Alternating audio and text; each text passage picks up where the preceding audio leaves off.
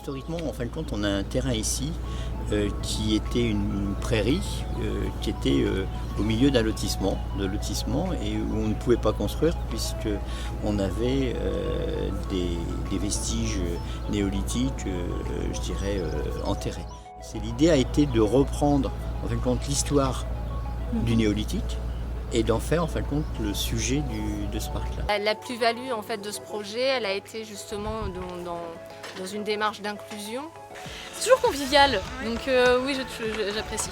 Ce qui est bien, c'est que justement on peut participer pour pouvoir faire un beau truc dans le quartier au niveau du parc Archéo, et c'est nous qui avons décidé entre guillemets. Participer, c'est génial, on met notre petit grain de sable. C'est génial parce que c'est ludique. Et en même temps, ça nous replonge dans le temps en fait.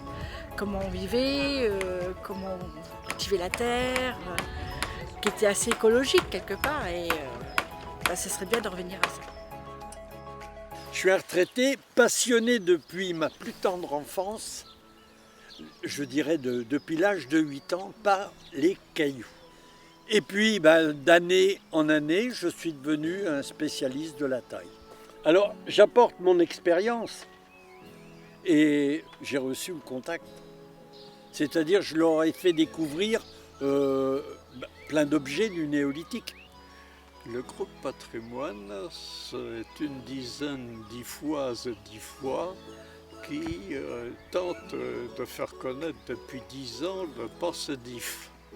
Nous avons participé à la rédaction des articles qui décriront les différentes époques. 6 d'entre nous ont participé à l'accueil de 4 classes de CM1. Même pour les enfants, c'est agréable pour eux, ils apprennent des choses, ils font eux-mêmes les choses aussi, donc quelque part ça les fait grandir. Et j'ai construit des bancs avec les planches. Les Atcléos, gérés par l'association Apage, et nous accompagnons donc 90 personnes qui sont en situation de handicap sur diverses activités. Au tout début du parc Archéo, on a monté un projet de jardin partagé qui a été réalisé avec les IFOI et avec certains travailleurs de l'ESAT. Alors, je m'appelle Benoît Dumouchel et je suis architecte paysagiste à l'atelier Zenobia, qui est un atelier de paysage. C'est d'abord une occasion remarquable de rappeler toutes les découvertes qui ont été faites sur l'IF. Et le parc, en fin de compte, c'est un petit peu un hommage à ces gens-là qui sont venus avant nous et qui ont réussi à faire quelque chose de la terre.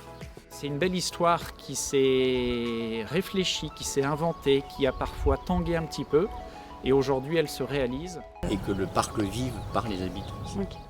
Nous, c'est vraiment un espace scénique, un espace de représentation. Pour nous, c'est vraiment une chance d'avoir au cœur de ce parc une grande place avec des jeux de murs. Alors, j'aime beaucoup le parcours sensoriel. Donc, le 17 septembre, c'est bien évidemment l'inauguration. L'inauguration, c'est l'aboutissement d'un projet. Si on y croit, on arrive toujours quelque part.